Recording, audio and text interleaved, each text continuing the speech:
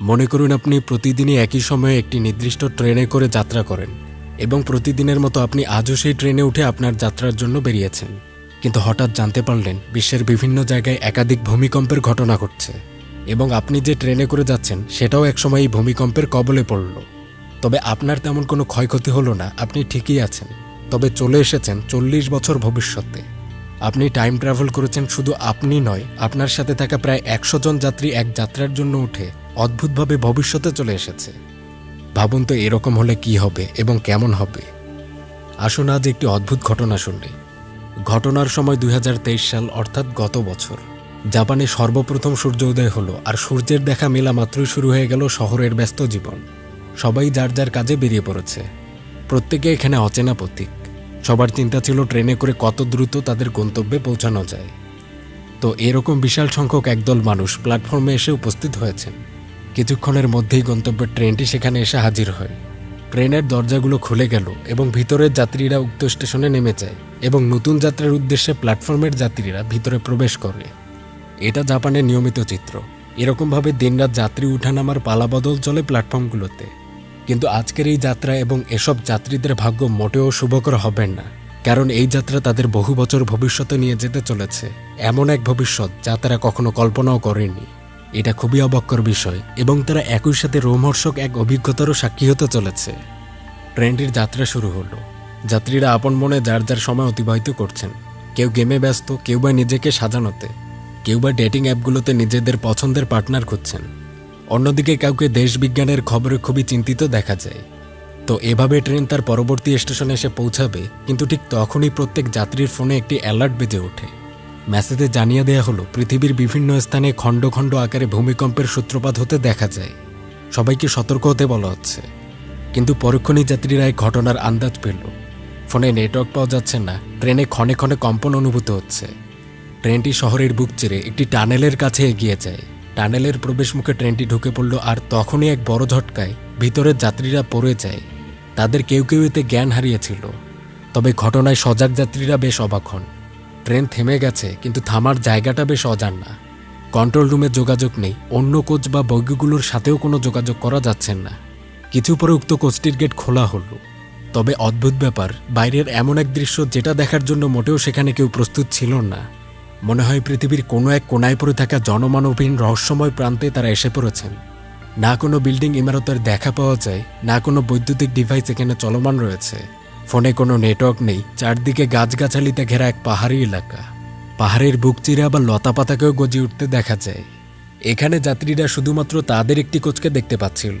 ট্রেনের বাকি অংশ এখানে নেই এবং তাদের কোচটি উক্ত টানেলের শেষ প্রান্তে এসে আটকা পড়ে আছে। এরকম অদ্ভুত ঘটনার কারণ কি? মোট 100 জন যাত্রী এখানে রয়েছে, কিন্তু কিভাবে তারা এখানে এলো এবং দিনরাত মিলিয়ে তাদের সাথে এখন কি হতে চলেছে? সাথে খাবার নেই, কাপড় নেই, তারা সার্ভাইভ করবে কিভাবে? তো রোমাঞ্চে ঘেরা এই গল্পের সব উত্তর জানতে হলে ভিডিওর শেষ পর্যন্ত দেখুন। পদে পদে রয়েছে শিহরণ এবং বেশ কিছু অবাক করা twist. Hi guys, this is Afnan from Afnan cottage. এতক্ষণ বলছিলাম পেন্টিং ট্রেন নামক একটি জাপানি সিরিজের শুরুর ঘটনা। এবার বাকি গল্পটা জানা যায়। তো অদ্ভুত এক জায়গায় যাত্রীদের আগমন ঘটল। এমন এক পরিবেশে নিজেদেরকে আবিষ্কার করার পর যাত্রীদের দিশেহারা অবস্থা। ইনি হচ্ছেন ট্রেন কন্ডাক্টর কোমোরি। তিনি বাকি কোচ এবং অন্যান্য স্টাফদের সাথে যোগাযোগ করতে পারছিলেন না। কারো কাছে এই ঘটনার কোনো ব্যাখ্যা আপাতত নেই। অনেক ভাবনার পর যাত্রীরা একটা ব্যাপারে একমত হয়, তাদের কোচটি ভূমিকম্পের শিকার হয়ে এমন এক অদ্ভুত জায়গায় এসে পড়েছে। বাকি ট্রেনটুকুও কিন্তু আশেপাশেই থাকার কথা। তবে যাই হোক না কেন, প্রশাসন অবশ্যই তাদেরকে উদ্ধার করতে আসবেন, এই বিশ্বাসটা তাদের রয়েছে। যাত্রীদের মধ্যে একজনের নাম রিও। সে একজন সরকারি কর্মকর্তা এবং সে ফায়ার ফাইটারের কাজ করে থাকে। সে আপাতত ট্রেন কন্ডাক্টরকে সাথে নিয়ে যাত্রীদেরকে শান্ত করতে ব্যস্ত হয়। পাশাপাশি যাত্রীদের খোঁজখবর নেওয়া হচ্ছিল কেউ কোনো বড় রকমের আঘাত পেয়েছে কিনা। এখানে আরেকজন যাত্রী হচ্ছে এমা। সেও রিওদের সাথে যাত্রীদের সাহায্যে এগিয়ে আসে। এমা হাই স্কুলের একজন জিম টিচার। অন্যদিকে শহরে হৈহুল্লোর কাণ্ড। ট্রেন নিখোঁজ হওয়ার সংবাদে পুরো শহরবাসী সহ সারা দেশ হতবাক হয়ে আছেন। ট্রেনের বিভিন্ন ডিপার্টমেন্টের লোকরা সহ পুলিশের একটা তদন্ত টিম অনুসন্ধানে নেমেছিল। ট্রেন স্টাফদের সাথে নিয়ে পুলিশ দেখতে পায় ট্রেনটির শুধুমাত্র শেষ দুটি কোচ নিখোঁজ। মানে সামনের পুরো ট্রেনটি ঠিকই তার গন্তব্যে চলে এসেছে, শুধু শেষের কোচ দুটো ছাড়া। অর্থাৎ অজানা জায়গায় এসে পড়ে সেই যাত্রীগুলোর একদল শেষের একটি কোচ হয়ে এসেছে। আরেকটা কোচ হয়তো অন্য কোথাও তার যাত্রীদেরকে নিয়ে গিয়েছিল। এই কোচ দুটির নম্বর হলো 5 এবং 6। পুলিশরা টানেলের পুরো ভিতর তল্লাশি চালিয়েও এই দুটো কোচের কোনো হদিস পান না। 5 নম্বর কোচেই রিওদের অবস্থান ছিল, অন্য কোচটি হচ্ছে 6 নম্বর। তবে রিওরা মনে করছে বাকি পুরো ট্রেনটি হয়তো আশেপাশে কোথাও রয়েছে। এদিকে পুলিশরা পর্যায়ক্রমে টানেলে তদন্ত চালায়। তারা কোচ দুটির হারিয়ে যাওয়ার কোনো সুরাহা বের করতে পারছিল না। অন্যদিকে এই টানেলেরই বিপরীতে রিও, এমা এবং আরেকজন যাত্রী যার নাম কেনজি, তারা টানেল পুরো খতিয়ে দেখে। বাকি ট্রেনের খোঁজ মিলছে না, তবে তারা এও দেখে যে এই টানেলেই তাদের ট্রেন কিছু আগে প্রবেশ করেছিল। তখন চারদিকে ছিল লোকালয়, বড় বড় ইমারত, বিল্ডিং, কিন্তু এখন তা মিশে গিয়ে পাহাড়ে ঘেরা এক বিস্তৃত এলাকায় পরিণত হয়েছে, যেখানে কোনো জনমানবের চিহ্ন নেই। তারা 3 জন পাহাড়ের চূড়ায় গিয়ে দেখতে পায় পুরো পৃথিবী বদলে গেছে। তারা কিছু আগেই যে পৃথিবীকে দেখে আসলো তা পুরো বিকৃত হয়ে জনশূন্য এক অজানা এলাকায় পরিণত হয়েছে। আপনারা অনেকেই আছেন যারা স্টকে ইনভেস্ট করে থাকেন, তো এক্ষেত্রে আমি পরিচয় করিয়ে দিতে চাই পকেট ব্রোকারের সাথে। পকেট ব্রোকার একটি ইনভেস্টমেন্ট প্ল্যাটফর্ম, যেখানে অনেকেই বিটকয়েন এবং স্টকে ইনভেস্ট করে লাভবান হচ্ছেন। এর কিছু গুরুত্বপূর্ণ ফাংশন, যেমন প্রথমত রিওয়ার্ড সিস্টেম। আপনি যত বেশি ফর্ম ইউজ করবেন তত বেশি আপনার ক্রিস্টাল জমা হবে। এটা দিয়ে আপনি রিস্ক ফ্রি লেনদেন করতে পারবেন। যেমন এখানে আপনারা দেখতে পাচ্ছেন একটি সাকসেসফুল ট্রেড, তবে আপনি এখানে শিওর না হতে পারেন যে এটা প্রতিবার কাজ করবে বা একটি সাকসেসফুল ট্রেড হবে কিনা। সেক্ষেত্রে অ্যাক্টিভ করে দিন by risk free deal feature এবং নিজের ডিপোজিট অর্থে কোনো রকম ঝুঁকি নেবেন না। যেমন আমি এখানে $100 একটি ট্রেড কিনে নিচ্ছি। দ্বিতীয় ফাংশন সেলফ ফিচার। এটা অনেকটা ব্যাংক ডিপোজিটের মতো। এখানে আপনি আপনার ফান্ড রাখবেন এবং কোনো কিছু ছাড়াই আপ টু 10% পর্যন্ত প্রফিট পেয়ে যেতে পারেন। শুধু তাই নয়, উইথাউট কোনো কমিশন ছাড়াও টাকা উইথড্র করা যায় এখানে। তো ভিডিও ডিসক্রিপশন এবং পিন কমেন্টে রেজিস্ট্রেশন লিঙ্ক দেওয়া আছে, আপনি চাইলে সেখান থেকে রেজিস্ট্রেশন করতে পারেন এবং স্ক্রিনে দেখানো প্রোমো কোডটি ব্যবহার করলেই প্রথম ডিপোজিটেই পেয়ে যাবেন 60% পর্যন্ত বোনাস। পরবর্তীতে রিওরা যাত্রীদের কাছে ফিরে এসে অমুক দৃশ্যের ব্যাপারে বর্ণনা দিচ্ছে। এসব দেখে যাত্রীরা হতবাক, এত দ্রুত কিভাবে পৃথিবী পরিবর্তন হতে পারে। সবাই বোঝার চেষ্টা করছিল তারা আসলে এখন আছে কোথায়। তবে ধারণা করতে গেলেও তো বাইরে যোগাযোগের দরকার, কিন্তু তাদের কাছে থাকা কোনো ইলেকট্রনিক ডিভাইসে কোনো নেটওয়ার্ক সিগন্যাল ছিল না। আর এসব ভাবতে ভাবতেই প্রায় 7 ঘন্টা পার হয়ে গেছে। কিন্তু এত সময় পার হলেও কোনো উদ্ধারকর্মী বা এরকম কাউকে এখানে সাহায্যের জন্য পাওয়া যাচ্ছেন না। পরে ট্রেন স্টাফ সকল যাত্রীদের বর্ণনা নেন। গণনা করে জানা গেল যে এখানে মোট যাত্রীদের সংখ্যা হচ্ছে 46 জন। এতগুলো যাত্রী, তার মধ্যে তাদের কাছে তেমন কোনো খাবার নেই, পানি নেই, যার ফলে সময়ের সাথে সাথে যাত্রীরা ক্ষুধার্ত এবং তৃষ্ণার্ত হয়ে অসুস্থ হচ্ছিল। এদের মধ্যে একজন যাত্রী ছিল রিনা।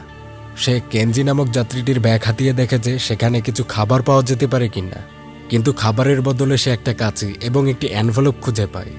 এনভেলপে কারাগারের সিলমোহর দেয়া ছিল। রিনা মনে করে কেনজি সম্ভবত একজন জেলখাটা কয়েদি। সে বড়সড় ক্রিমিনাল হতে পারে, আর সেই হয়তো তার কোনো উদ্দেশ্যে এসব যাত্রীদেরকে এ জায়গায় আটক করিয়েছে। এরপর রিনা অন্য আরেক যাত্রী এমার ব্যাগ থেকে কিছু খাবার চুরি করে নেয়। এদিকে সময় পেরিয়ে এমা যখন খাবারের জন্য তার ব্যাগ খুলেছিল তখন সে খাবারগুলোকে পায় না। আর তৎক্ষণাৎ রিনা নিজেকে রক্ষার জন্য কেনজির উপরে এ দোষ চাপিয়ে দেয় যে কেনজি একজন অপরাধী, তার কাছে কারাগারের ছাড়পত্র রয়েছে। হতে পারে খাবার চুরি থেকে পুরো ট্রেন আটক রাখার বিষয়টা এই কেনজিরই কাজ। কেনজি এখানে তার নিজেকে নির্দোষ দাবি করে শুধু এতটুকুই বলে, এই কোচে কে কোন উদ্দেশ্য নিয়ে বসে আছে তা বোঝার কোনো উপায় নেই। এখানে কারো উপরই বিশ্বাস নেই যে কে সাধু বা কে খারাপ। তাই শুধু শুধু উপর থেকে কিছু দেখে তাকে দোষারোপ করার কোনো মানে হয় না। কিন্তু তারপর সকল যাত্রীরা কেনজিকে সন্দেহের চোখেই দেখছিল। এজন্য কেনজি রাগ করে ট্রেন থেকে নেমে অন্যত্র চলে যাচ্ছে। সে দূরে কোথাও সাহায্য নিতে বেরিয়েছিল। পরে একটা পর্যায়ে ট্রেনের এক যাত্রী তার পূর্বের করা রেকর্ডেড একটি ক্লিপে দেখতে পায় রিনা নামক মেয়েটি আসলে খাবারগুলো চুরি করেছিল। এতে যাত্রীদের সবাই বুঝতে পারে কেনজি যা বলছিল কথাগুলোর যুক্তি আছে। সে নির্দোষ, বরং দোষিত হচ্ছে এই মেয়ে যার নাম রিনা। অন্যদিকে কেনজি জঙ্গলের অনেক ভিতরে চলে এসেছিল। সাহায্যের আশায় এভাবে এগোতে গিয়ে কেনজি হঠাৎ একটি বিশাল গর্তের মধ্যে পড়ে যায়। তবে সঠিক সময়ে রিওরা সেখানে চলে এসেছিল এবং তাদের আপ্রাণ চেষ্টায় কেনজিকে উদ্ধার করা হলো। এরপর রাত হয়। সবাই চিন্তিত অবস্থায় উদাস মনে বসে আছেন। তারা কোথায় আছে এবং বাইরের কেউ কি তাদের এই অবস্থান সম্পর্কে জানেন? পরের সকালে বেশ কিছু যাত্রীরা আশপাশের জায়গাগুলোকে খতিয়ে দেখছিল। দূরের জায়গাগুলো পুরো মরু এলাকা, কোনো জনবসতি নেই। খাদ্যের যোগান হবে কিভাবে, পানি কোথায় পাওয়া যেতে পারে, এসব নিয়ে আলোচনা হচ্ছিল। কিছু মানুষের অবস্থা ছিল এরকম, তারা পুরোই ঘটনাকে স্বপ্ন মনে করে নিস্তেজ হয়ে আছেন। আর কিছু মানুষ এই ঘটনার ভয়াবহতা ভেবে প্রায় পাগল হয়ে যাচ্ছিল। কারো মধ্যে ভায়োলেন্সেরও প্রবণতা দেখা যায়। এদিকে যে যাত্রীরা কিছু দূর এক্সপ্লোরে বেরিয়েছিল তাদের কেউ কেউ অদ্ভুত কিছু ব্যাপার লক্ষ্য করে।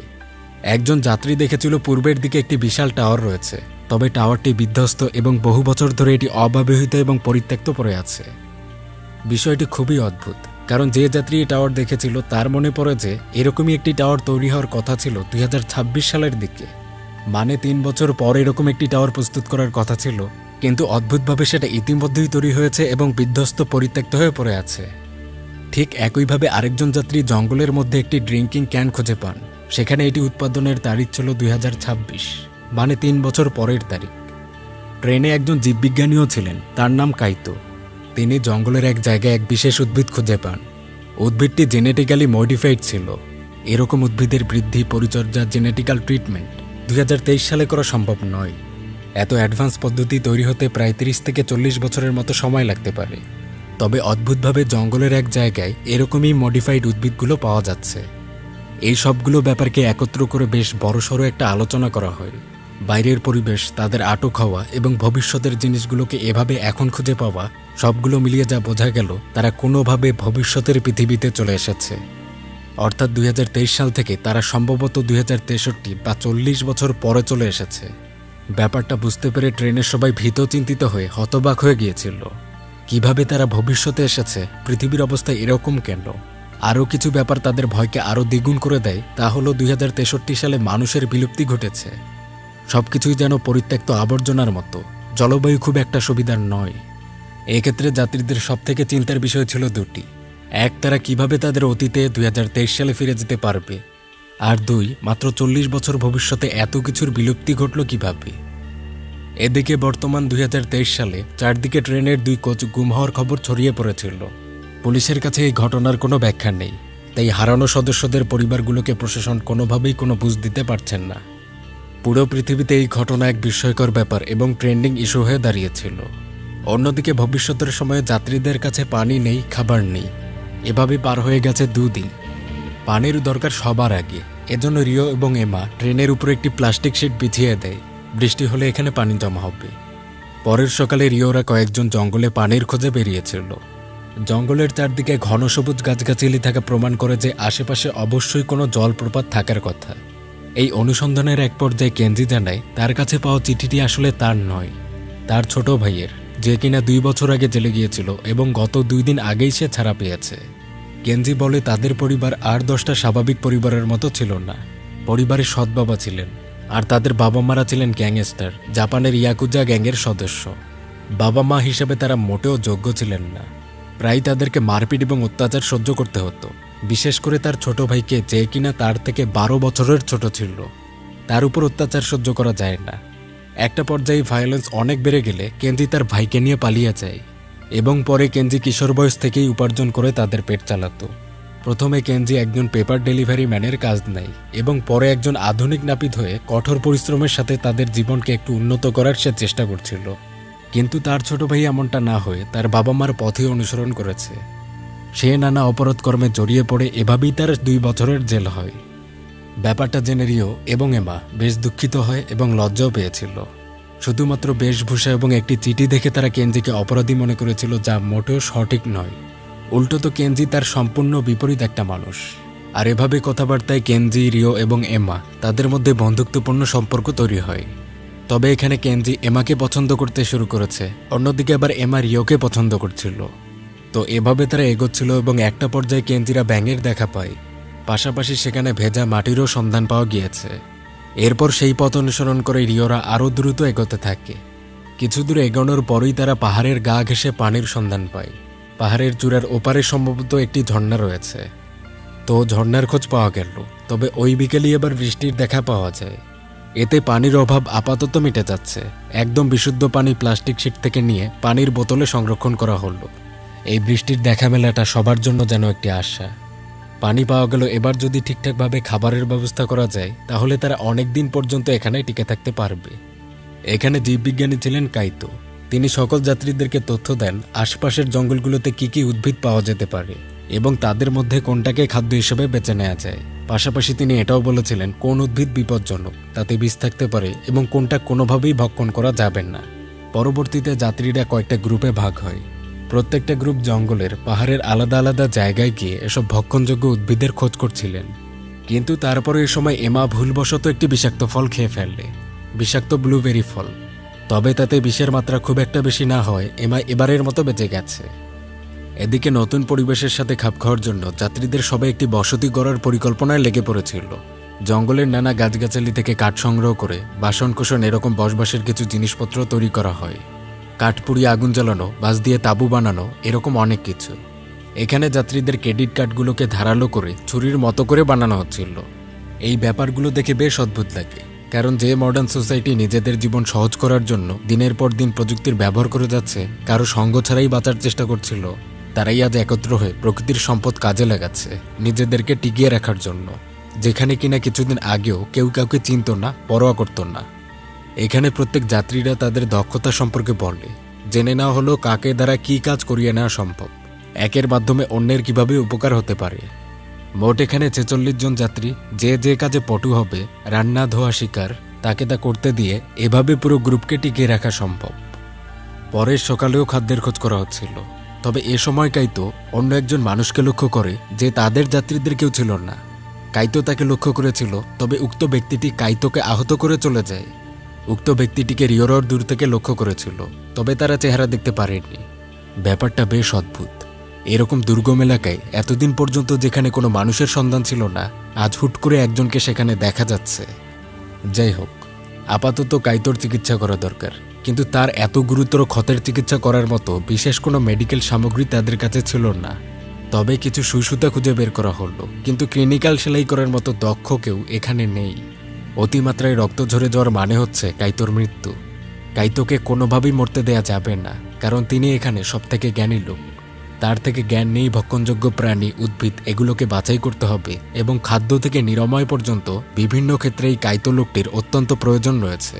তো এরপর যাত্রীরা কাইতরি থেকে পাওয়া জ্ঞানগুলোকে কাজে লাগিয়ে কিছু ঔষধি উদ্ভিদ খুঁজে বের করে। এগুলো পিষে অ্যান্টিবায়োটিকের মতো তৈরি করা হয়। পরে তা ব্যবহার এবং অন্যান্যদের পরিষ্কার পরিচ্ছন্ন কাপড় দিয়ে কাইতোর ক্ষত ড্রেসিং করে দেওয়া হয়েছিল।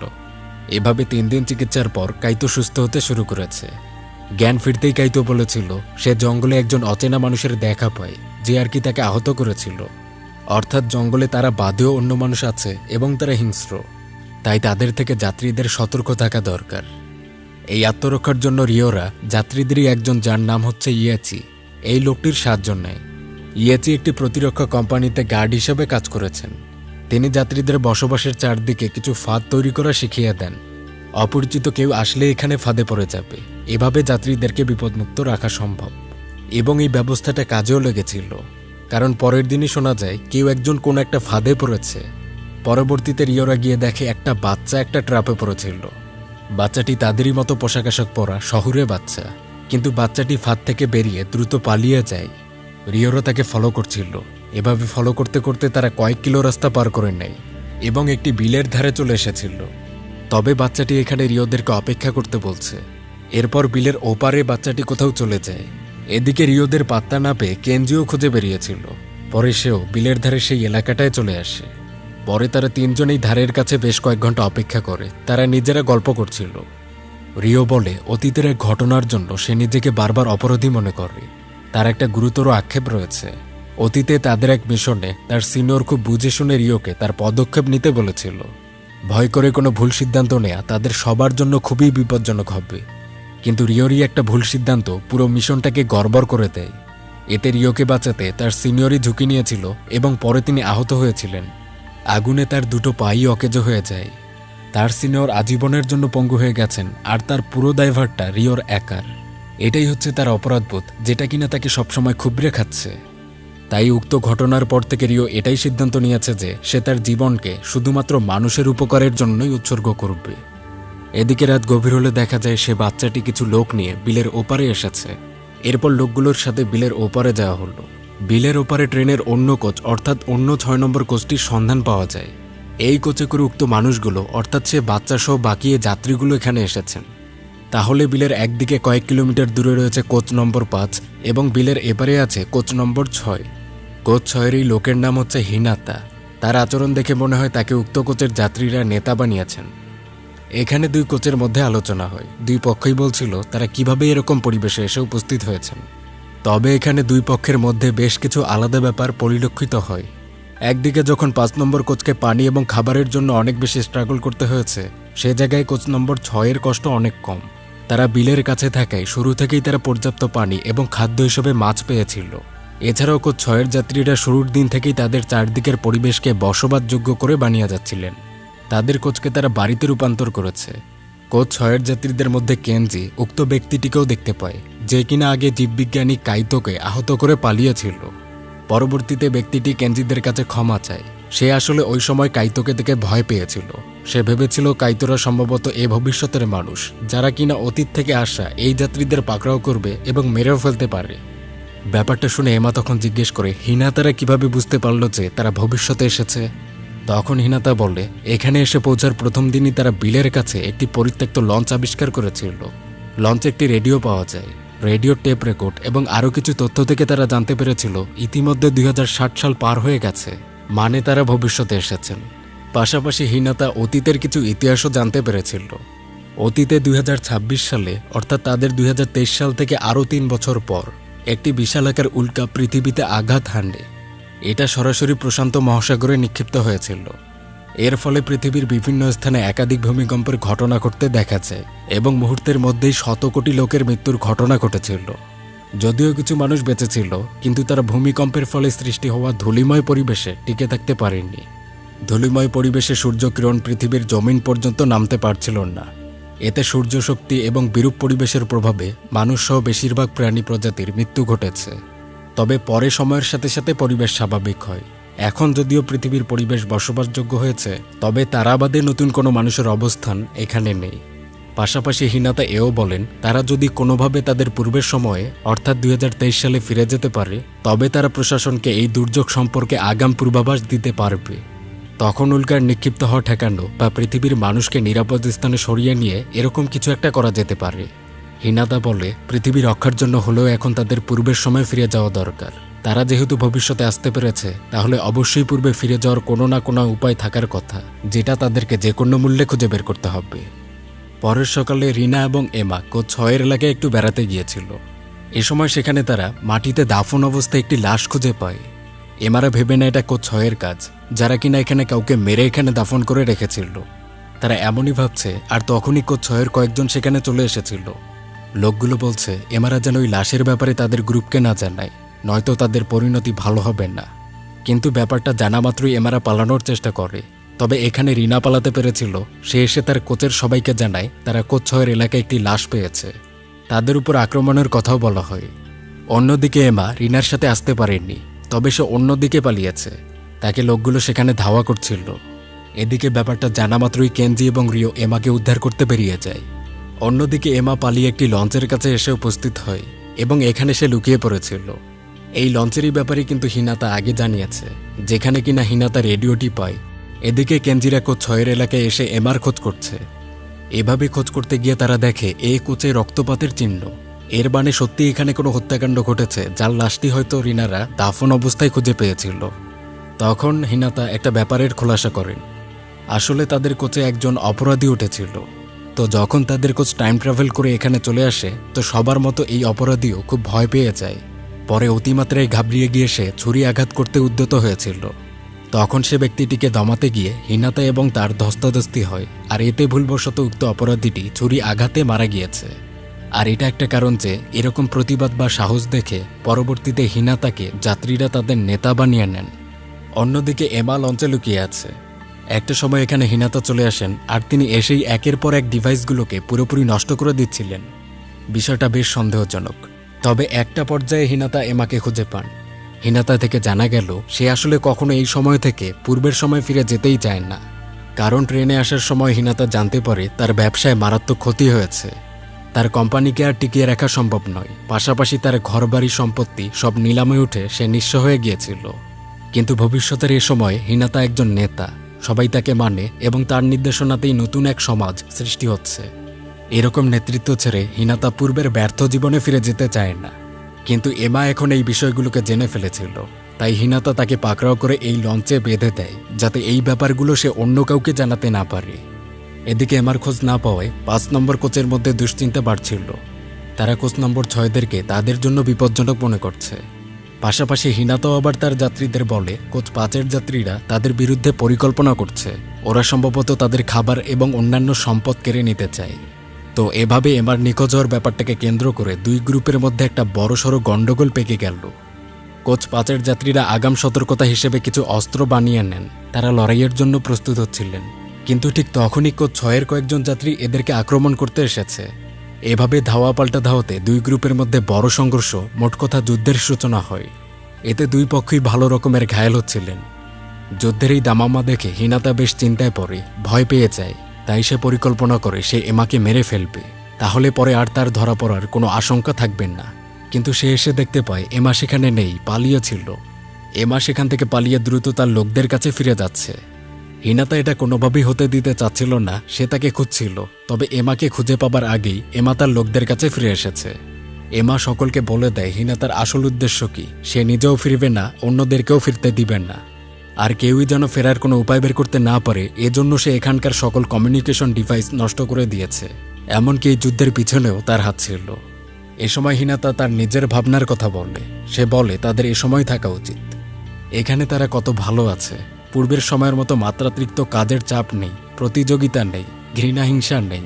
সবাই একত্রে কাজ করে তাদের প্রয়োজন মিটিয়ে যাচ্ছে। পাশাপাশি এখন এই পুরো পৃথিবীটাই হচ্ছে তাদের, তারা যেভাবে ইচ্ছা এটাকে সাজাতে পারবে। কিন্তু হিনাতার এসব ব্রেইন ওয়াশ কথাগুলোকে গ্রুপের সবাই ঠিকঠাক ধরতে পেরেছিল। তারা হিনাতার কথাগুলোতে রাজি নয়, বরং হিনাতাকে চলে যেতে বলা হচ্ছে। হিনাতা চলে যাবে, তবে যাওয়ার আগে সে একটি ডায়েরি দিয়ে যায়। এই ডায়েরিটি সে লঞ্চে খুঁজে পেয়েছিল।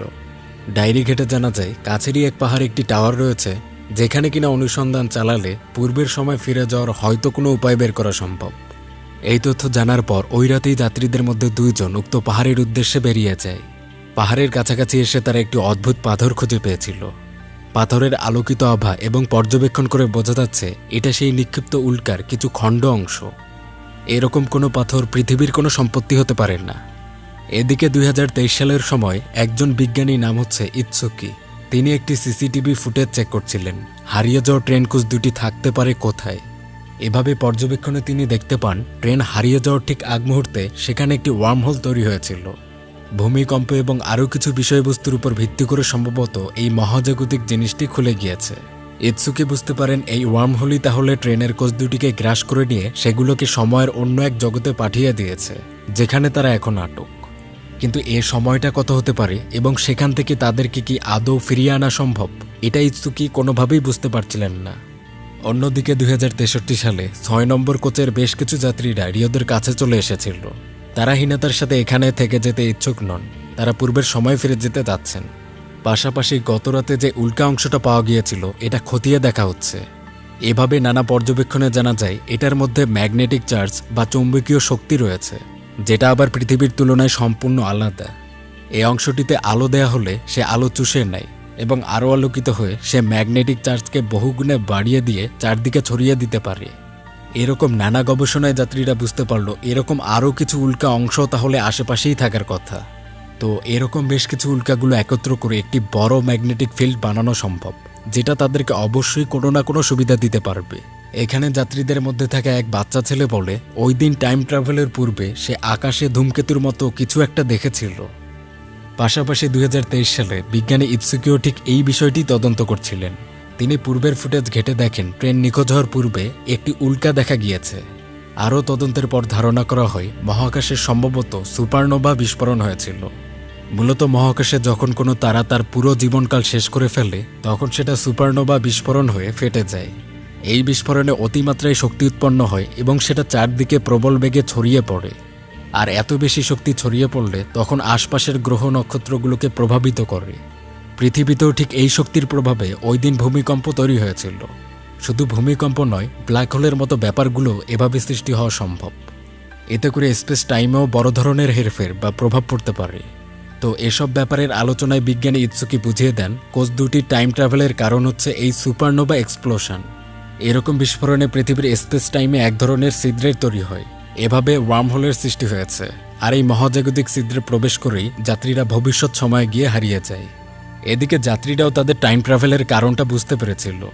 সবকিছুর পিছনে রয়েছে সুপারনোভা এক্সপ্লোশন এবং ওয়ার্মহোলের সৃষ্টি হওয়া। যাত্রীরা এটাও বুঝে যায় তাদের পূর্বের সময় ফিরে যেতে হলে আবার তাদেরকে এই ওয়ার্মহোল তৈরি হওয়ার অপেক্ষা করতে হবে, তা খুঁজে বের করতে হবে, অথবা এটা তৈরি হওয়ার কোনো উপায় আছে কিনা এটাও জানতে হবে। এই ওয়ার্মহোল সৃষ্টির জন্য প্রচুর পরিমাণে শক্তির দরকার। এত পরিমাণ শক্তি যে সুপারনোভা বিস্ফোরণের মতো কোনো ঘটনা ঘটিয়ে স্পেস টাইমে ছিদ্র তৈরি হতে পারে। পরের সকালে ঘনমাত্রার বৃষ্টিপাত শুরু হয়েছিল। এতে তাদের তাঁবু, প্রয়োজনীয় জিনিসপত্র, খাবার সবকিছুই প্রায় নষ্ট হয়ে যাচ্ছে। এমন পরিবেশে যাত্রী ইয়েচি বেশ ভীত হয়ে উঠেছিল। সে পাগল প্রায় অবস্থায় বলছিল সে কোচের শেষ প্রান্তে অর্থাৎ টানেলের নিচে গিয়ে অবস্থান করতে চায়। টানেলের মধ্যে থাকলে কোনো বিপদ হবে না। তো ইয়েচি গেটলক খুলতে গিয়েই দেখতে পাই একটি আলোকিত গোলাকার ছিদ্রের মতো তৈরি হয়েছে। ছিদ্রটা ইয়েচির একটি পুতুলকে গ্রাস করে নেয়। রিওরাই বৃত্ত দেখা অবাক হয়েছিল, কারণ এটা একটা ওয়ার্মহোল, তবে আকারে এটা অনেক ছোট ছিল। সম্ভবত ঝড়, বৃষ্টি, বজ্রপাত, পাশাপাশি স্পেস টাইমে কোনো বড় গড়বড় হয়ে এই ওয়ার্মহোলের আবির্ভাব ঘটেছে। তবে যাই হোক, এই ওয়ার্মহোল তাদের এত বড় কোচকে কখনো গ্রাস করতে বা টেনে নিতে পারবে না, যেহেতু ওয়ার্মহোলটি আকারে ছোট এবং তার শক্তি কম। এদিকে পাগল প্রায় ইয়েচি তার পুতুলটি নিতে এই ছিদ্রেই প্রবেশ করতে চায়, তবে রিওরা তাকে কোনোভাবে থামিয়ে দিয়েছে। রিও বলে কোনো রকম প্রোটেকশন ছাড়া ওয়ার্মহোলে প্রবেশ বিপজ্জনক হতে পারে। ওয়ার্মহোলের প্রচুর মাত্রায় শক্তি শরীরকে ছিন্ন ভিন্ন করে নিঃশেষ করার জন্য যথেষ্ট।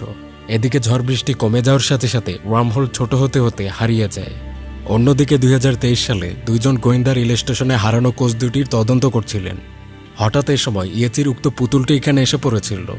অর্থাৎ উক্ত সে ওয়ার্মহোলটি 2023 এবং 2063 এই দুটি টাইমলাইনকে যুক্ত করতে পারছে। এদিকে ভবিষ্যতের সকল যাত্রীরা ওয়ার্মহোলের ব্যাপারে আলোচনা করছিল। টানেলের ভিতরের এক প্রান্তে এই বৃত্তের সৃষ্টি হয়। কোনো কিছুর দ্বারা স্পেস টাইমে গড়বড় হয়ে এবং পাশাপাশি প্রবল ঝড় বৃষ্টি হলেও এটা কোনোভাবে তৈরি হচ্ছে। কিন্তু ওয়ার্মহোলের আকারটা ছোট ছিল, আর এত ছোট ওয়ার্মহোল তাদের এত যাত্রীদেরকে গ্রাস করতে পারবে না। বৃহৎ আকারের একটি ওয়ার্মহোল তৈরি করাতে পারলে তবেই পুরো কোচটিকে ভিতরে প্রবেশ করানো সম্ভব। আর এভাবেই হয়তো তারা তাদের পূর্বের সময়ে ফিরে যেতে পারবে। তাই পরের বার যদি কোনো ঘটনায় এই ওয়ার্মহোল খুলে যায়, তখন তাদের কাজ হবে এটার আকারকে বড় করা বা বৃহৎ বানানো। তবে ওয়ার্মহোলের আকার বৃদ্ধির জন্য দরকার প্রচুর শক্তি, আর এই শক্তি বাইরের কোনো সোর্স থেকে দিতে হবে। আপাতত তাদের কাছে এরকম শক্তির উৎস হিসেবে ছিল সেই উল্কা অংশগুলো। তবে পরের দিন থেকে যাত্রীরা আশপাশের এলাকাগুলোয় খোঁজ চালাচ্ছে। এরকম আরও বেশ কিছু উল্কা অংশ সংগ্রহ করতে হবে বা অন্য কোনো শক্তির উৎস খুঁজতে হবে, যেটা ব্যবহার করে ওয়ার্মহোলের আকারটা বড় করা যায়। তো এভাবেই খুঁজতে গিয়ে এক যাত্রী আবিষ্কার করে জঙ্গলের এক জায়গায় একটি বৈদ্যুতিক পোল রয়েছে। এখন এই পোলের তার ধরে যদি বৈদ্যুতিক স্টেশন পর্যন্ত পৌঁছানো যায়, তবে সেখানে প্রচুর পরিমাণে বিদ্যুৎ পাওয়া যাচ্ছে। আর এই বিদ্যুৎ দিয়ে তাদের কোচকে ইলেকট্রোম্যাগনেটিক ইন্ডাকশনে পরিণত করা সম্ভব, এবং তা দিয়ে ম্যাগনেটিক ফিল্ডও তৈরি করা যাবে। সহজ কথায়, বৈদ্যুতিক শক্তি দিয়ে তৈরি একটা ব্যবস্থায় ওয়ার্মহোলের শক্তি বাড়ানো সম্ভব, বা তার আকার বড় করা যেতে পারে। এরপর বৈদ্যুতিক পোলের তার থেকে স্টেশনের পথ খোঁজা হচ্ছিল। তারের পথগুলোকে অনুসরণ করে অবশেষে কয়েকদিনের চেষ্টার পর স্টেশনটি খুঁজে পাওয়া সম্ভব হয়।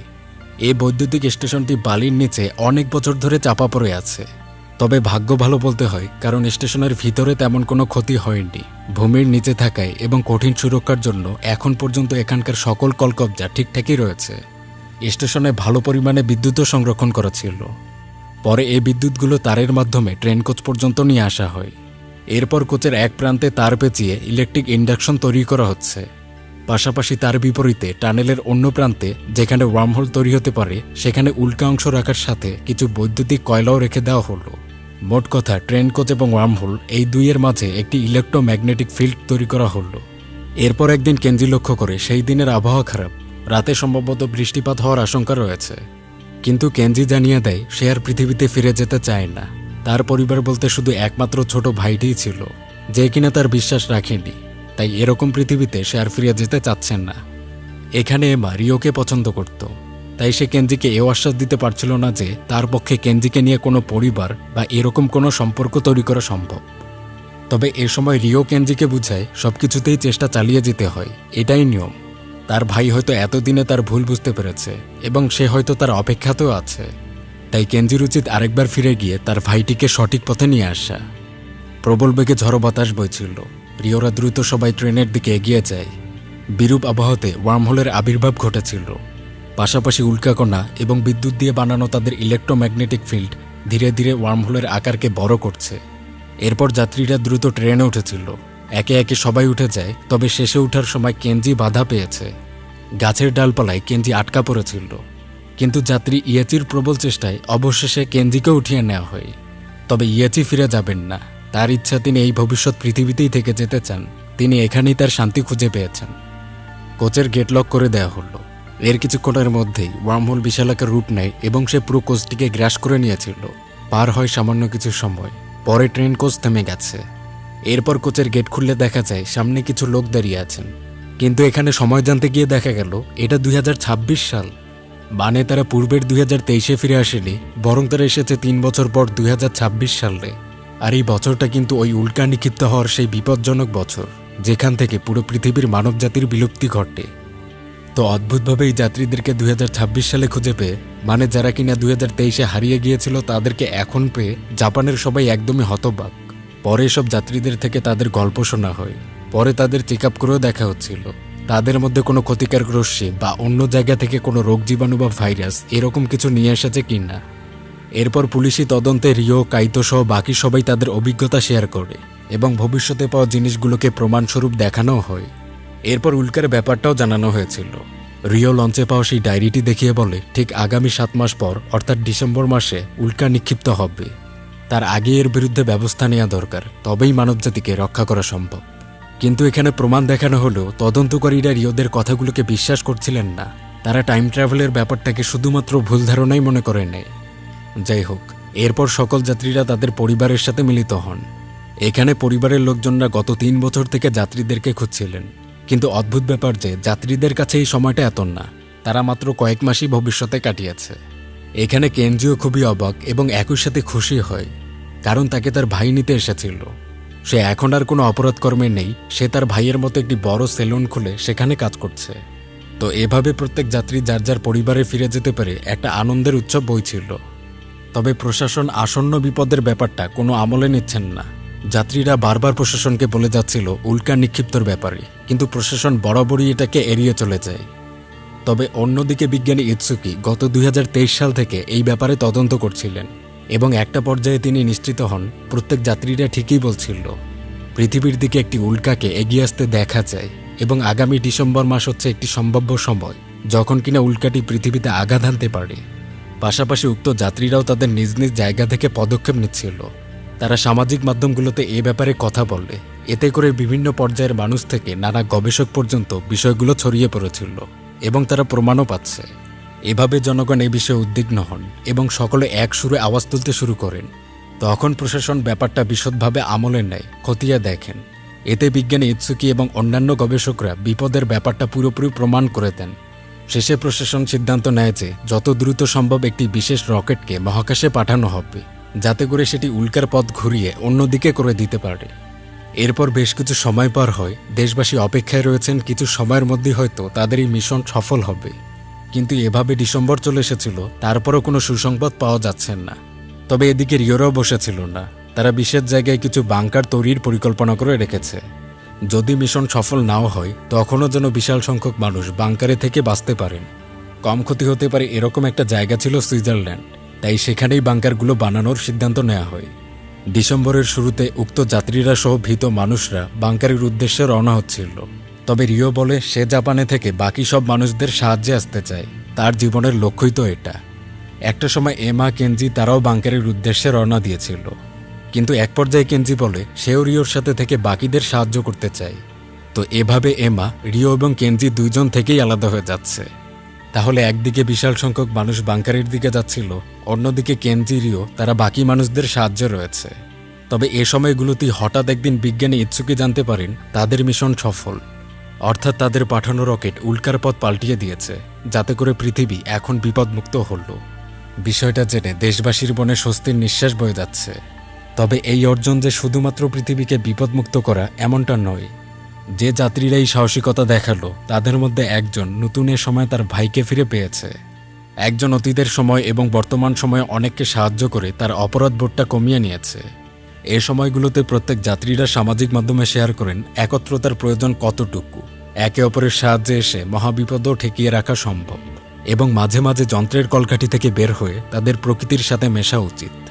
এরকম নানা আশার বাণী চারদিকে ছড়িয়ে যায় এই অর্জন এবং এই অদ্ভুত ঘটনা থেকে। সিরিজের গল্প শেষ হলো। আশা করি ভিডিওটি আপনাদের ভালো লেগেছে। কোনো প্রশ্ন থাকলে কমেন্টে জানাবেন। আর পরের গাছগুলোর আপডেট বা আমার সম্পর্কে জানতে চাইলে ইনস্টাগ্রামে ফলো করতে পারেন, লিঙ্ক ডিসক্রিপশনে দেয়া থাকবে। অবিরাম ভালোবাসা সবাইকে।